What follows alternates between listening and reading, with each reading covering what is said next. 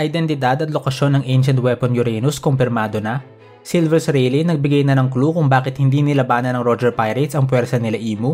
Fleet Admiral Akainu, kasabwat nga ba sa pinaplanong Great Flood? Ilan lang yan sa mga na-discuss sa recent chapter 1116. Kahit maikli lang ang chapter na ito, punong-puno ito ng mga bagong revelasyon at impormasyon tungkol sa mga misteryo sa mundo ng One Piece. Pero bago natin yan pag-usapan, paalala ko lang itong video natin ay isang chapter review at hindi chapter recap. Kaya hindi na natin iisa-isahin ang lahat ng eksenang nangyari sa chapter. Bagkos ay magfo-focus tayo sa mga sarili nating analysis at interpretasyon tungkol sa mga importanteng pangyayari sa chapter, pati na rin sa mga detalye na maaaring hindi napansin ng marami. Ngayong malinaw na yan, tuloy na tayo. Sa chapter na ito, pinagpatuloy ni Vegapunk ang pagbabalita niya sa mundo tungkol sa mga kaganapan sa Void Century. Binanggit niya nga sa nakaraang chapter na hindi pa tapos ang digmaan na naganap 800 years ago at kasalukuyan pa rin nagpapatuloy. Maraming ang tao nagtaka sa pahayag na yan. Kung 800 years ago pa nagsimula ang digmaan, bakit hindi pa yan tapos hanggang ngayon? Diba dapat matagal lang patay ang mga tao na naging pretendyan? Isa pa, kung totoong may digmaan, bakit hindi ito ramdam ng kahit sino sa mundo? Paanong nangyaring may digmaan na walang nakakaalam? Kaya nakakapagduda naman talaga ang mga pahayag ni Vegapunk. Pero binanggit ni Vegapunk na isa sa mga dahilan kung bakit niya nasabi na nagpapatuloy pa rin ang digmaan ay dahil sa nangyari sa Lelouch Kingdom kamakailan. Pinatunayan kasi nito na yung paglubog ng mundo 800 years ago ay hindi gawa ng kalikasan, kundi gawa ng kapangyarihan o teknolohiya ng mga tao. Dito na nga nakumpirma sa atin ni Vegapunk ang identidad at lokasyon ng pangatlong ancient weapon, ang Uranus. Simula pa lang noong ginamit nila Imu ang isang armas para burahin ang buong Lelouch Kingdom sa mapa, maraming fans na agad ng hinala na ito na nga ang Uranus. Pero marami ring nagduda dahil binanggit ng Gorosei na ito raw ginamit nila ay ang imbensyon ni Vegapunk na Mother Flame. Imposible naman na si Vegapunk ang umimbento ng Uranus, kaya maraming tao ang literal na lang na pinaniwalaan ang sinabi ng Gorosei, na simpleng imbensyon lang ni Vegapunk ang ginamit nila sa Lelouch Kingdom at iba pa ito sa Uranus. Pero sa mga nakaraang chapter hanggang sa chapter na ito, luminaw na nga ang lahat. Ang Mother Flame pala ay isang energy source lang na kayang magpaandar ng iba't ibang teknolohiya. Hindi naman ito necessarily na masama dahil pwede itong gamitin sa mga mabubuting hangarin. Kagaya na lang ng gusto ni Vegapunk na gamitin ito para paunlarin ang mundo. Pero noong napasa kamay ito nila Imu, pinili nila na gamitin itong energy source para paandarin ang tinatago nilang armas. Ano pa ba ang ibang armas na kayang bumura ng ibang island sa isang iglap lang? Syempre, ang mga ancient weapons. At dahil isang ancient weapon na lang ang hindi natin nakikita, malamang ay ito na nga ang Uranus. Habang nasa Fishman Island ng Poseidon at nasa Wano naman ng Pluton, ang Uranus pala ay nasa posisyon ni Imu. Isa pa sa mga dahilan kung bakit marami ring nagduda dati na naka Imu pala ang Uranus ay bakit hindi niya ito ginamit. Kung may armas pala sila na kayang bumura ng isang island sa isang iglap, bakit hindi nila ginagamit sa mga kalaban ng world government, katulad ng mga Yonko, o kaya naman sa mga dating allies ng Ancient Kingdom, katulad ng Wano at Elbaf. Yun pala, kahit nasa kanila yung Uranus, wala naman pala silang sapat na enerhiya para paganahin ito. Kumbaga, parang meron silang kotse pero wala silang gas. Kaya hindi rin nila magamit yung Uranus para tapusin na ang nasimulan na nila 800 years ago na pagpapalubog sa buong mundo. Pero nagbago ang lahat noong nagawang i-replicate ni Vegapunk ang energy source na dating ginagamit ng Ancient Kingdom, ang Mother Flame. Dahil dito, kaya na ulit paganahin nila Imu ang Uranus at tuluyan nang palubugin ang mundo. Kitang-kita dito yung dati ng kritisismo ni Bonnie kay Vegapunk. Gawa lang daw siya ng gawa ng mga imbensyon niya pero hindi niya naiisip kung paanong pwedeng gamitin ang mga imbensyon na ito para makasakit ng ibang tao. Kahit mabuti ang hangarin ni Vegapunk sa paggawa ng Mother Flame, nagamit ito para burahin ang isang island at posible ring magamit para palubugin ang mundo.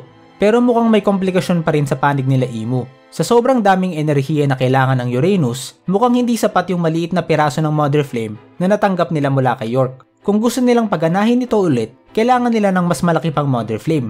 Kaya nga naging top priority nila ang pag-secure kay York at sa power plant na kayang gumawa ng mga Mother Flames. Nakita pa nga natin kung paanong mas pinili pa ng Gorosei na hayaang magpatuloy ang broadcast ni Vegapunk sa buong mundo kaysa i-risk na masira nila ang power plant. Ganito ka-importante sa kanila ang Mother Flame. Tama nga naman, kung makuha nila ang power plant at magamit na nila ng ilang beses pa ang Uranus, ano naman kung alam na ng buong mundo ang katotohanan? Malapit na rin naman silang mapalubog sa ilalim ng dagat.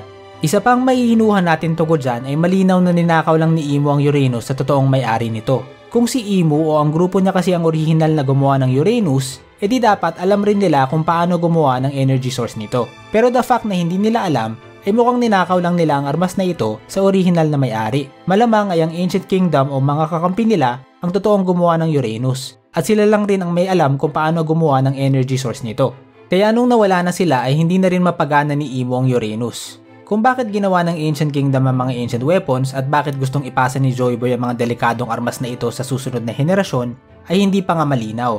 Pero sabi nga ni Vegapunk, may ibubunyag rin yan sa huli. Isa pang binanggit ni Vegapunk ay matagal na raw niyang napansin na may nagnakaw sa Mother Flame at alam niya na papatayin na siya ng world government. Nagtaka nga dyan si York dahil hindi naman daw niya in-upload ang kaalaman na yan sa Punk Records. Pero dahil isa rin siyang Vegapunk, nabasa niya rin ang galaw ni Stella. Kung alam pala ni Stella na susugurin na siya ng world government, malamang ay proprotektahan niya itong Special Denden Mushi. Agad niyang tinimbrehan ang mga Gorosei na sigurado daw pinoprotektahan ito ng ancient robot.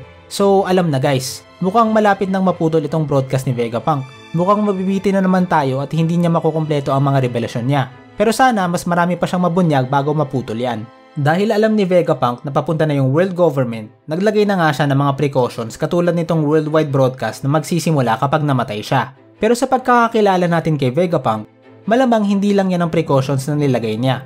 Alam na niya na itong Mother Flame ay maaaring gamitin para palubugin ang buong mundo. So siguradong hindi niya yan hahayaan na mapasa kamay ng world government. Malamang ay may precautions rin siya na nilagay dyan.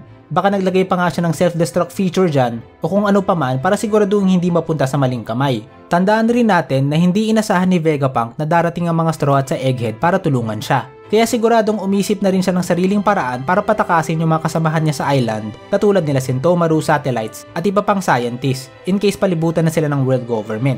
Malamang may last hidden ace pa na tinatago itong si Vegapunk na makakatulong sa mga Straw Hats para makatakas sa Egghead Island.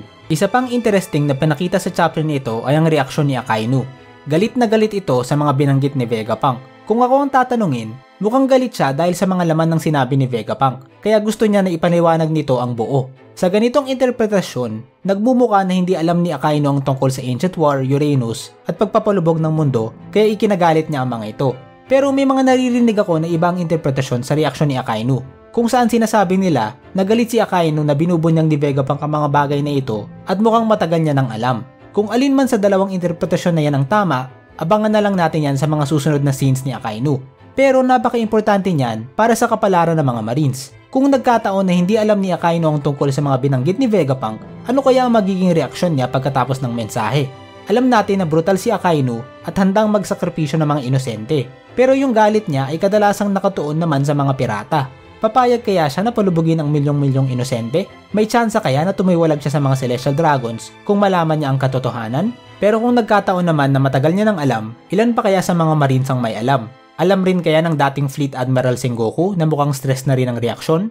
Paano kaya sila Garp, Churu, mga Admirals at iba pa? Kung alam ni Akainu, paano kaya siya nakumbinsi ng Gorosei na maging kasabwat nila? Pinangakuan kaya siya na isasalba siya pag lumubog ang mundo? Or may mga kasinungalingan ba na sinabi sa kanya para mapapayag siya na tumulong sa kanila? Kapag nalaman na natin kung gaano kalawak ang alam ni Akainu tungkol sa Void Century at pagpapalubog ng mundo, ay magkakaroon niya ng malaking implikasyon sa papel niya at buong Navy pagdating ng Final War. Isa pa sa mga pinaka-epic na eksena sa chapter na ito ay ang pagre-react ni Dark King Silvers Rayleigh sa mga mensahe ni Vegapunk, kahit siya ay napainom ng todo sa mga recent na kaganapan. Binanggit nga kasi ni Vegapunk na sa paglalakbay nila sa Grand Line, natuklasan daw ng Roger Pirates ang katotohanan tungkol sa Void Century, pero pinili nilang hindi ito aksyonan. Interesante nga kung paano kaya nalaman ni Vegapunk ang detalye na yan. Nakausap kaya niya ang isang dating miyembro ng Roger Pirates, katulad sila Scopper Gaban? Inamin nga ni Vegapunk na kulang ang kaalaman niya tungkol sa Void Century dahil konti lang ang poneglyph na meron siya. Pero siguradong mas marami pang alam ang crew nila Roger kaysa sa kanya. Bukod sa nalibot na nila ang buong mundo bilang Pirate King crew, nakapunta na rin sila sa Laugh Tale na tiyak na naglaman pa ng karagdagang impormasyon tungkol sa Void Century. Kaya kung si Vegapunk ay alam na ang pagpapalubog sa mundo at planong pagpapalubog nito sa hinaharap, tiyak mas may alam pa dyan ng Roger Pirates. Tayong mga fans, sa Baudi Archipelago pa lang, alam na natin na alam ng Roger Pirates ang buong history. Pero recently nga lang natin nalaman na parte pala ng kasaysayan na yon ang dating paglubog ng mundo. Kaya marami na nga nagtataka ngayon. Kung alam na pala ito ng Roger Pirates, bakit hindi sila umaksyon para pigilan ng tuluyang paglubog ng mundo? Totoo, alam natin na malaking dahilan dyan ng Poseidon dahil mukhang importante ang mga ancient weapons para sa layunin ni Joy Boy. Pero hindi pa pinapanganak ang Poseidon noong panahon ni Roger, kaya nga masyado siyang maaga. Pero bakit? Hindi naman kailangan ng Poseidon para talunin si Imu, di ba? Kahit pa wala pa yung Poseidon, pwede naman nang talunin ni Roger si Imu at Gorosei para mapadali na yung trabaho ng susunod na Joy Boy. Hindi nila kailangan ng Poseidon para gawin yan. Malabo rin na takot si Roger kay Imu Dahil sa pagkakakilala natin sa kanya, walang kinakatakutan si Roger parang si Luffy. Kahit pa immortal si Imu o may taglay na ancient weapon o may 1,000,000 tagasunod, hindi atrasan ni Roger yan. So ano kayang dahilan ng hindi pagkilos ng Roger Pirates? Mukhang binigyan na nga tayo ng clue ng mismong first mate nilang si Silvers Rayleigh. Nakakasira raw ng trip itong ginagawang pagbubunyag ni Vegapunk. Kumbaga spoilers daw. Dapat iwan na lang yung mga ganyang bagay sa mga bata. Para bang sinasabi niya na yung paglaban kay Imu at pagsalba sa mundo ay dapat nang ipaubaya sa next generation. Siyempre si Roger, noong iniisip niya ang next generation, ang iniisip niya na gagawa niya na yung anak niya. Akala niya na si Ace na ang tuluyang tatapos ng Ancient War. Yun nga lang, na iba ang ihip ng kapalaran at sa sworn brother nito napunta ang Nika Fruit. Siguradong magsisimula ng malaking digmaan itong pinaplano ni Imong pagpapalubog sa buong mundo. At siguradong iba't ibang puwersa ang magiging parte ng digmaang yan, kasama na dyan ang Straw Hat Alliance ni Luffy. Kung gusto mong malaman kung sino-sino ang magiging parte ng Final War na ito, panoorin mo na ang video natin tungkol dyan.